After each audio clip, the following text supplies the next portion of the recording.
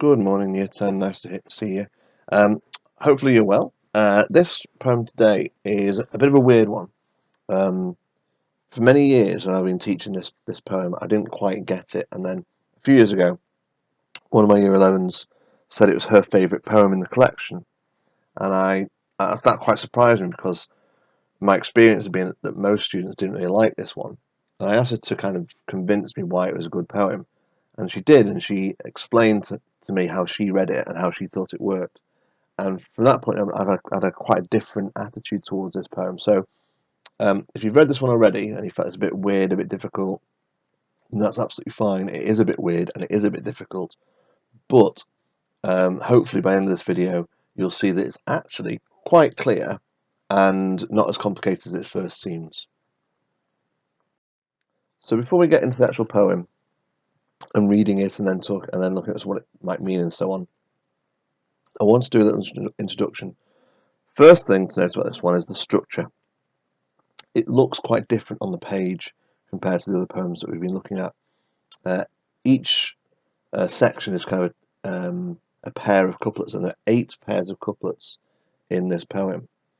Now, when you look at those couplets, some of those couplets have got perfect rhyme, where the last words and the lines really match up in a lovely way.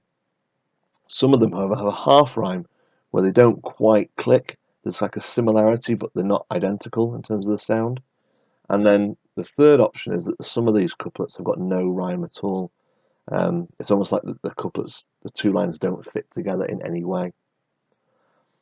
That's also the case with the length of the lines, and some of the lines are a bit longer than others. So one of the things about this poem is there isn't a consistent kind of pattern. It's not like every line's got 10 beats and every couplet rhymes perfectly. This poem is a bit fluid, a bit flexible, and it doesn't quite fit together neatly.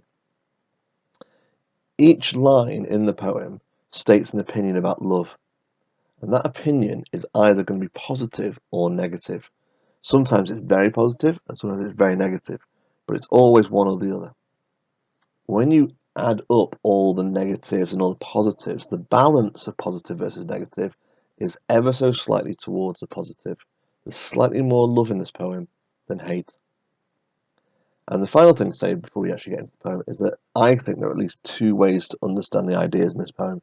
There might be more, but there's 2 that I'm going to kind of talk to you about today, and I think those 2 possible meanings are the way forward with this poem. Okay, so we're going to read it now together. I hope you like it.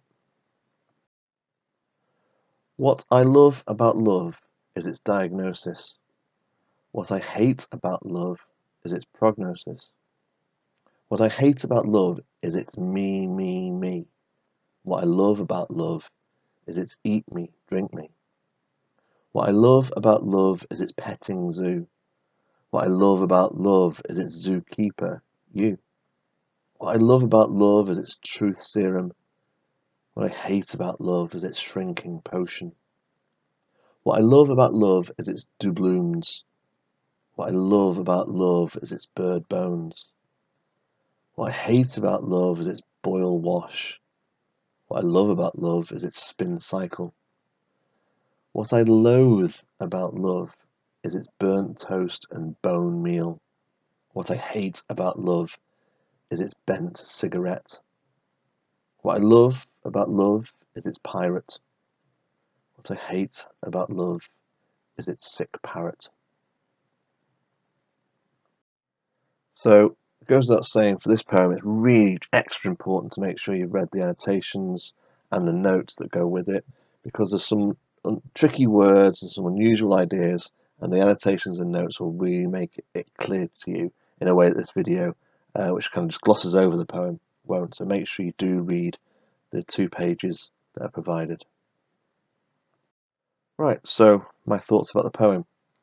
Well, hopefully it's fairly obvious. The poem is focused on love and being in love with someone. What makes it difficult is the ideas about love are often symbolic, and they use metaphors and images to kind of get the meaning across. So the whole thing is a kind of a slightly complicated, opaque style and content that you need to kind of really dig into to get the meaning out of it. That means it's open to interpretation and the meaning isn't tight. So the benefit of that is it's a great poem to use in a comparison with another poem that is very tight and got a very clear meaning. So this poem is a great one for comparison because you can interpret it in so many different ways and you can twist it to fit the comparison that you're trying to do. The poem could be about one relationship, and if you take it on that idea that this is just one couple they're in love, then you can read this poem as being the various phases that the speaker goes through with their lover. So there's 8 couplets. Each one is a different stage in that relationship, okay, or a different feeling about one relationship. On the other hand, another reading could be that this poem is the 8 couplets in this poem relate to 8 different relationships that the speakers had in their life. You know, the idea that we have a number of relationships with people that we love throughout our lives. Perhaps this poem is exploring that, and each couplet is one of those relationships. Some are good, some are brilliant, some are okay, some are bad, and some are awful. And because the poem is not about a very specific relationship, because it could be open to this interpretation, it does lend itself what's called having a universal meaning, and that means it can connect to every reader.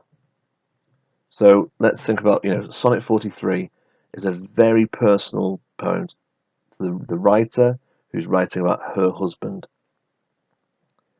This one is very generic. It could be about anybody, and as a consequence, it means it could be meaningful to everybody as well. So the questions that you're going to be facing today are the following. Question 1: what do you think the overall tone of the poem is? So remember, tone is that kind of feeling of positive, negative, angry, sad. What kind of emotional effect is the poem creating? Is it positive? Is it negative? We did say early on that there's slightly more positive in this poem than negative, but it does end on a negative, so perhaps that's got extra weight. So you decide. There's no right or wrong answer. You decide what you think the overall tone is. Question 2: what effect does the poem's lack of punctuation have? So there is some punctuation, but as you can see in the poem, that's very little. So not having a punctuation means the lines can be read in maybe different ways. So think about what the effect of that could be. And question 3: to what extent do the contrasting ideas about love imply that it's a constant struggle? I love this question. I think this one is a really good way into this poem. These couplets could represent the 2 different people or the different moments in a relationship, and having this kind of contrast between love and hate is a really powerful idea. So what is this poem saying about relationships, about being in love with someone, if it's full of these contrasting ideas? Okay, and I like that idea of the constant struggle. So does this poem suggest love is a constant struggle, or is it very much an easy, one straightforward feeling of just positive or negative? So hopefully these questions aren't too taxing, but it'd be great to see what you think about this poem and your response to these questions. Because obviously there's no wrong answers, it's just what you think's right. Okay, so good luck with this. I look forward to reading your answers and giving you some feedback later in the week. Okay, take care, Year 10. Missing you all.